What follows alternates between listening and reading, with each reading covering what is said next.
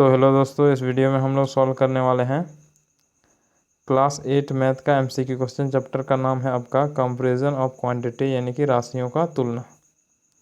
Question number 16 से लेकर 25 तक के इस वीडियो में हम लोग सॉल्व करेंगे और ये है आपका क्लास नंबर 17। और पिछले वाली क्लास यदि आपने नहीं देखा तो जाकर देख सकते हैं, लिंक डिस्क्रिप्शन में है, ठीक है। और ये है आपका टारगेट A+ स्कोर करना बोर्ड एग्जाम में। तो चलिए क्लास को कंटिन्यू करते हैं।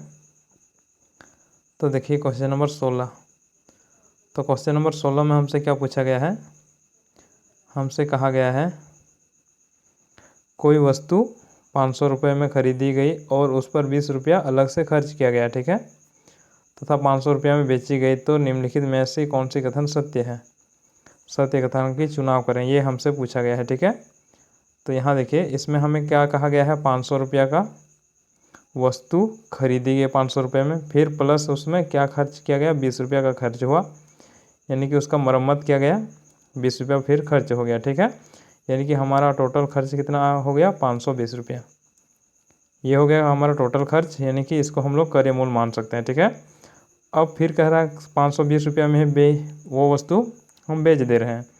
तो क्या हुआ, 500 रुपया में ख़रीदा और फिर 500 रुपया में बेच दिया, मतलब विक्रय मूल्य भी 500 रुपया और क्रय मूल्य भी 520 रुपया, ठीक है। तो क्या होगा, ना लाभ होगा और ना ही हानि होगा, यानी कि ऑप्शन नंबर सी सही होगा, ठीक है। चलिए बढ़ते हैं अगला क्वेश्चन की ओर और देखिए क्वेश्चन नंबर 17। तो क्वेश्चन नंबर 17 को देखिए, इसमें क्या कहा गया है। इसमें हमसे पूछा गया है कक्षा के 50 छात्र में से 70% छात्र क्रिकेट पसंद करते हैं, कितने छात्र क्रिकेट पसंद नहीं करते हैं, ये हमसे पूछा गया है। तो छात्र कितने हैं, 50 हैं, ठीक है। उसमें 70% छात्र ऐसे हैं जो क्रिकेट को पसंद करते हैं। तो हमें निकालना है, जितने क्रिकेट नहीं पसंद करते हैं उसको निकालना है, ठीक है। तो पूरा 100% होता है पूरा, ठीक है। अब इसी में से 70% हम लोग घटा देंगे, मतलब जितना स्टूडेंट छात्र जो क्रिकेट को पसंद करते हैं उसको हम लोग घटा रहे हैं, ठीक है। तो हमारे पास जो आएगा वो क्या आएगा, 30%, ठीक है। अब हम लोग क्या करेंगे, जो 50 है, ठीक है, उसका 30% निकाल लेंगे, क्योंकि 30% छात्र वैसे हैं जो क्रिकेट को पसंद नहीं करते हैं, ठीक है। हमने घटा करके निकाला। तो अब हमें निकालना है इसका 30%। तो यहाँ देखिए 50 का 30% मतलब 50 गुना 30/100। अब ये प्रतिशत कट जाएगा, ये 0 इसके साथ और फिर ये 0 इसके साथ, ठीक है। तो हमारे पास जो आएगा वो क्या होगा, 5 या 15, यानी कि इसको और इसको इंटू करने के बाद हमारे पास जो आएगा वो होगा 15, ठीक है। तो हमारा ऑप्शन नंबर 20 सही होगा, ठीक है। उम्मीद करते हैं समझ में आ गया होगा। चलिए आगे बढ़ते हैं। अगला क्वेश्चन नंबर 18। तो देखिए क्वेश्चन नंबर 18 में हमसे क्या पूछा गया है। इसमें कहा गया है क्वेश्चन में, अगर राधा ने, क्या कहा गया है, अगर राधा ने 800 रुपये में 80% रुपये खर्च कर दिए तो राधा के पास अभी कुल कितने रुपए हैं, ये हमसे पूछा गया है, ठीक है।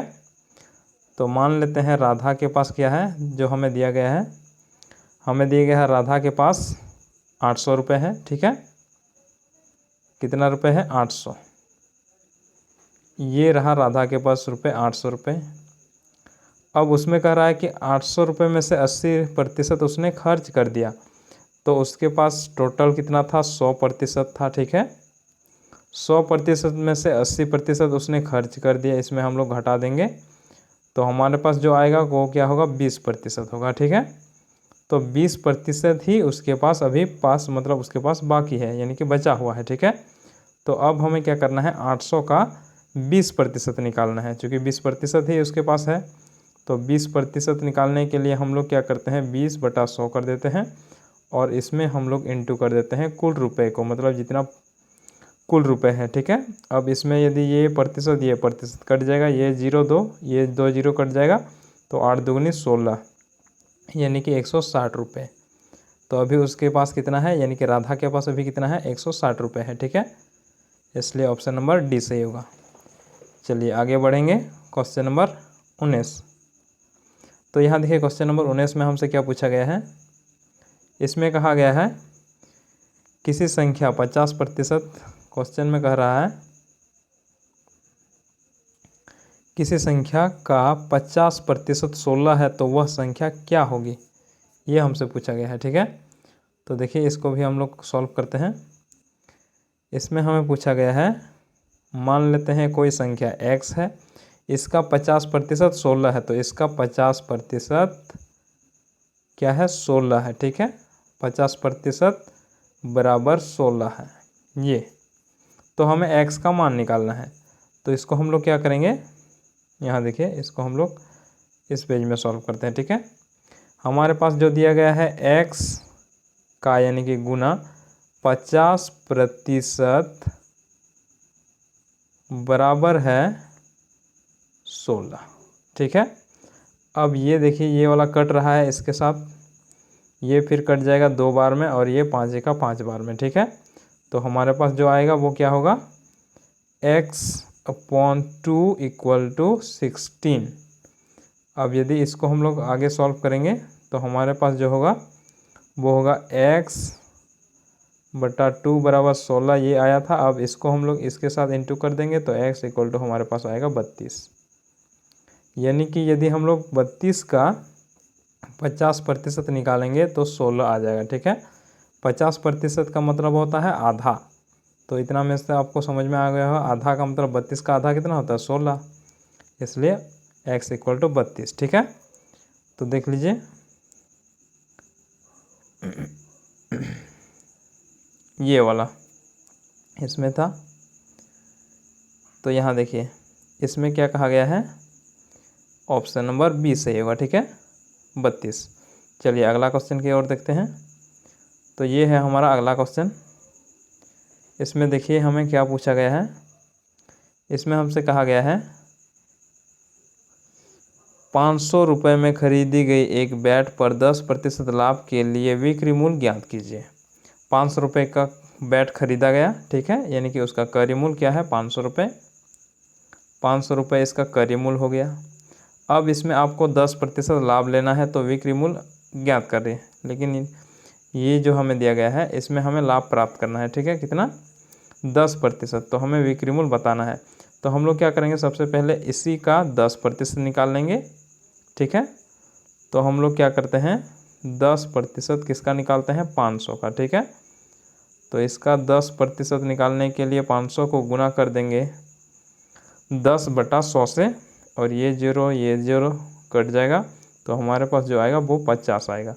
इसका मतलब ये हुआ कि 500 का 10% 50 होता है, तो इसका मतलब ये हुआ कि हमें 50 रुपया लाभ चाहिए। ठीक है, तो 50 रुपया लाभ के लिए हम लोग क्या करेंगे, जो क्रय मूल्य है जितने में हम लोगों ने खरीदा उसमें इसको भी जोड़ देंगे, यानी कि विक्रय मूल्य उसका कितना हो जाएगा, विक्रय मूल्य हो जाएगा आपका 50 + 500। ठीक है, ये हमारा लाभ हो जाएगा, और ये आपका क्रय मूल्य यानी कि जितने में हम लोगों ने खरीदा।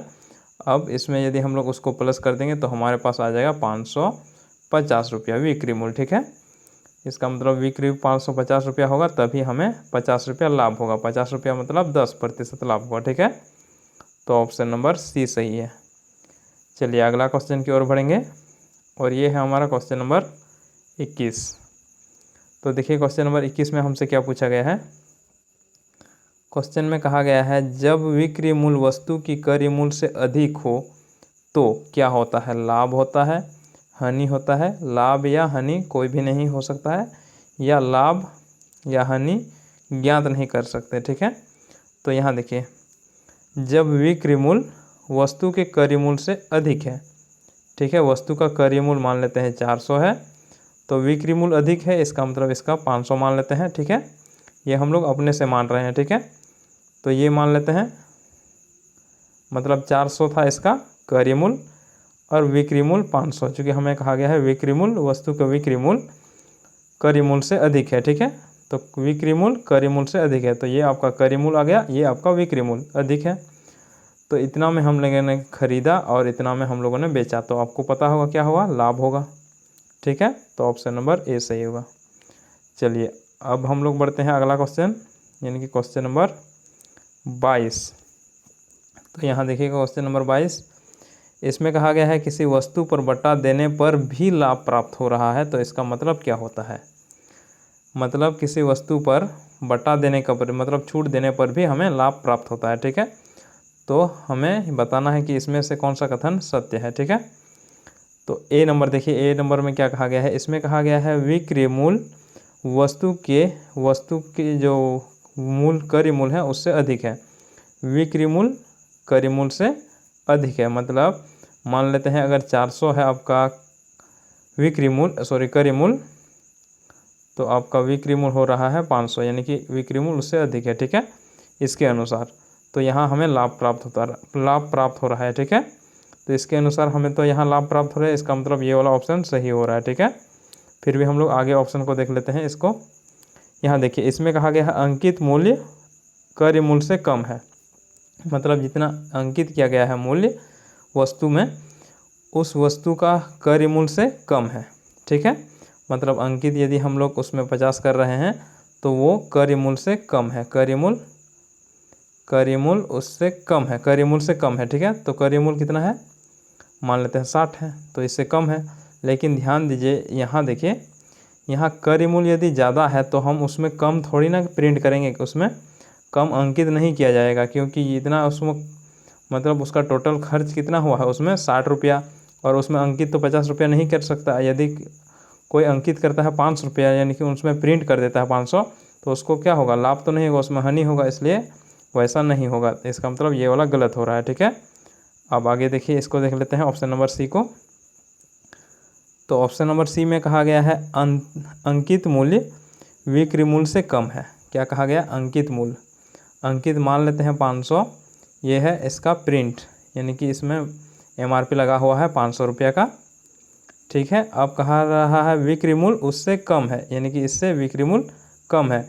यदि अंकित मूल्य 500 है तो विक्रय मूल्य से कम है, मतलब ये जो है उसका ये 500 जो है वो विक्रय मूल्य से कम है। विक्रय मूल्य मान लेते हैं 400 है। ठीक है, विक्रय मूल्य क्या कहा गया है, अंकित मूल्य विक्रय मूल्य से कम है, अंकित मूल्य विक्रय मूल्य से कम, सॉरी हम लोगों ने उल्टा मान लिया। जैसे कि इसको हम लोग मान सकते हैं अंकित मूल्य, ये विक्रय मूल्य। तो यहाँ देखिए, अंकित मूल्य यदि 400 है तो कोई खरीदेगा 500 में, इसका मतलब तो ये गलत होगा, क्योंकि कोई भी 500 में वो वस्तु नहीं खरीदेगा, क्योंकि देखेगा कि MRP हमारा कितना है, MRP 400 है, और वो 500 में क्यों खरीदेगा, इसका मतलब ये ऑप्शन भी गलत है। ठीक है, अब ऑप्शन नंबर देखिए डी, इसमें कहा गया है क्रय मूल्य विक्रय मूल्य से अधिक है। क्या कहा गया, क्रय मूल्य विक्रय मूल्य से अधिक है। अगर क्रय मूल्य विक्रय मूल्य से अधिक है तो यहाँ तो हानि हो रहा है, इसका मतलब ये वाला भी ऑप्शन नहीं है, मतलब ये तीनों गलत ऑप्शन हो गया। ठीक है, ये वाला ऑप्शन सही है, ऑप्शन नंबर ए। चलिए अब हम लोग बढ़ते हैं अगला क्वेश्चन, यानी कि 23। तो क्वेश्चन नंबर 23 में देखिए क्या कहा गया है, इसमें कहा गया है बटा देने के पीछे निम्न में से एक सही उद्देश्य नहीं है। तो देखिए कौन वाला सही उद्देश्य नहीं है बटा देने के पीछे। ए नंबर में कहा रहा बिक्री बढ़ाना बटा देने का सही उद्देश्य है, क्योंकि बिक्री बढ़ाने के लिए हम लोग किसी वस्तु पर छूट देते हैं ताकि हमारा ज़्यादा सामान बिक सके। ठीक है, अब देखिए ऑप्शन बी में कह रहा है ग्राहक को आकर्षित करना। ठीक है, तो ये भी सही है, ग्राहक को आकर्षित करने के लिए भी क्या छूट दिया जाता है, यानी कि बटा दिया जाता है। ठीक है, अब ग्राहक से ज़्यादा लाभ लेना, ये वाला गलत हो जाएगा आपका। ग्राहक से हम ज़्यादा लाभ नहीं ले सकते, क्योंकि बटा हमें देना पड़ रहा है, तो हम लोग ग्राहक से ज़्यादा लाभ नहीं ले पाएंगे। ठीक है, और ऑप्शन नंबर डी में कह रहा है ना बिक रहे वस्तु को जल्दी बेचना, मतलब जो वस्तु नहीं बिक रहा है उसको जल्दी बेचने के लिए हम लोग छूट भी दे सकते हैं। ठीक है, तो यहाँ देखिए ये सही है, ये भी सही है, ये भी सही है। किसके सही है, मतलब बट्टा देने के कारण जो ये और ये तीनों ऑप्शन है ये सही है। ठीक है, और ऑप्शन नंबर सी गलत है। तो हमें कहा गया है सही उद्देश्य नहीं है, तो इसका मतलब ऑप्शन यहाँ सी हमारा सही होगा। ठीक है, तो ये देखिए क्वेश्चन नंबर 24, इसमें हमसे पूछा क्या गया है, इसमें कहा गया है किसी राशि पर चक्रवृद्धि ब्याज लेने से गलत कथन को चुनें। ठीक है, गलत कथन को हमें चुनना है। तो ऑप्शन नंबर ए में हमसे कहा गया है साधारण ब्याज से ज़्यादा ब्याज मिलता है। तो क्या कहा गया है, चक्रवृद्धि ब्याज में साधारण ब्याज से ज़्यादा ब्याज मिलता है, इसका मतलब ये कथन सही है। ठीक है, चक्रवृद्धि ब्याज में आपका ब्याज पर ही ब्याज लगता है और साधारण ब्याज में आपका मूलधन पर ही केवल ब्याज लगता है। ठीक है। अब ऑप्शन नंबर बी में देखिए, ब्याज की राशि पर भी ब्याज मिलता है। किस में मिलता है? चक्रवृद्धि ब्याज में। इसका मतलब ये भी सही है, ब्याज पर भी ब्याज मिलता है। ठीक है। अब अगला क्वेश्चन, अगला ऑप्शन देखिए, ऑप्शन में कहा रहा है पहली अवधि की ब्याज परिकलन में साधारण ब्याज के जितना ही ब्याज होता है। तो ये भी सही है। ठीक है। मतलब पहले वर्ष यदि हम लोग ब्याज इसका कैलकुलेशन यानी कि निकालेंगे तो जो आएगा वो साधारण ब्याज के बराबर ही आएगा। ठीक है, पहले वर्ष के लिए। ठीक है, यानी कि पहले बार के लिए। और यदि प्रत्येक वर्ष मूलधन में कोई अंतर नहीं पड़ेगा, ये ऑप्शन नंबर डी है, ये जो कि गलत है। ठीक है, यहाँ कह रहा है प्रत्येक वर्ष मूलधन पर कोई अंतर नहीं पड़ेगा, लेकिन यहाँ चक्रवृद्धि ब्याज के लिए अंतर पड़ता है। अंतर पड़ता है मतलब मूलधन आपका बदलता जाता है। जैसे कि 500 रुपया है, मान लेते हैं उधार लिया, तो अगला साल मान लेते हैं ब्याज मिल कर के 550 रुपया हो गया। ठीक है, तो 550 रुपया हो गया तो अगला साल फिर ये मूलधन बन जाएगा। ठीक है, ये मूलधन बनेगा, क्या बनेगा? 550 रुपया मूलधन आपका बन जाएगा। ठीक है, इसका मतलब मूलधन बदलता जाता है, इसका कोई अंतर नहीं आता, ये वाला गलत है। ठीक है, इसका मतलब ऑप्शन नंबर डी हमारा सही होगा। ठीक है, चूँकि हमें गलत कथन को चुनना था। चलिए अगला क्वेश्चन की ओर बढ़ेंगे, और ये है हमारा लास्ट क्वेश्चन इस क्लास का। ठीक है, तो देखिए लास्ट क्वेश्चन में हमसे क्या पूछा गया है। इसमें कहा गया है लाभ प्रतिशत या हानि प्रतिशत की गणना किस मूल्य पर किया जाता है। ठीक है, लाभ या हानि प्रतिशत यदि हम लोग निकालते हैं तो उसमें किस वर्ष मतलब किस मूल्य पर हम लोग निकालते हैं, किस मूल्य के आधार पर हम लोग निकालते हैं। ठीक है, लाभ हो या हानि हुआ तो हम लोग किस अनुसार निकालते हैं? क्रय मूल्य के अनुसार। ठीक है, मतलब हम लोग क्रय मूल्य लाभ प्रतिशत निकालने के लिए फॉर्मूला क्या यूज करते हैं? लाभ बट्टा क्रय मूल्य। ठीक है, यहाँ हम लोग यूज करते हैं क्रय मूल्य, मतलब इसका मतलब ये हुआ कि क्रय मूल्य पर ही हम लोग लाभ या हानि प्रतिशत निकालते हैं। ठीक है, और इधर आपका इंटू हो जाएगा 100%, यानी कि 100%, ये आपका प्रतिशत लाभ निकल जाएगा। ठीक है, तो उम्मीद करते हैं आप लोगों को समझ में आ गया होगा। ऑप्शन नंबर ये वाला ए सही है। ठीक है, और यदि आपको कहीं पे दिक्कत कर रहा है तो आप हमें कमेंट कर पूछ सकते हैं। ठीक है, तो चलिए फिर हम लोग मिलते हैं अगले वीडियो में, तब तक के लिए धन्यवाद।